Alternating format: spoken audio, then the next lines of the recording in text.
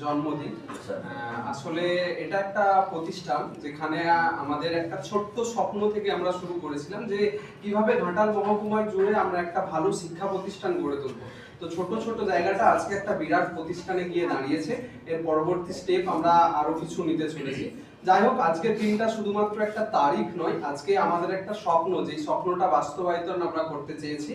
এখানে প্রত্যেকটা অভিভাবক তার ছেলেকে বা তার মেয়েকে এখানে পাঠায় একটা ছোট্ট চারা গাছ হিসেবে। আমরা সঠিক পরিমাণে সার জল দিয়ে সেই গাছটাকে বৃক্ষ করে তুলি।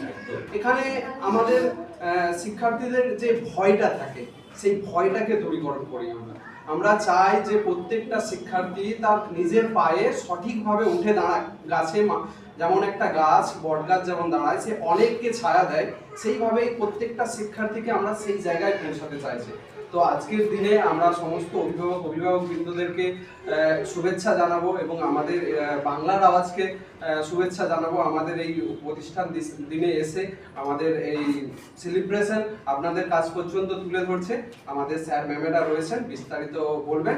আমি প্রথমেই আমাদের এইচএমকে ডেকে নিচ্ছি কেকটা কাটিং এর জন্য।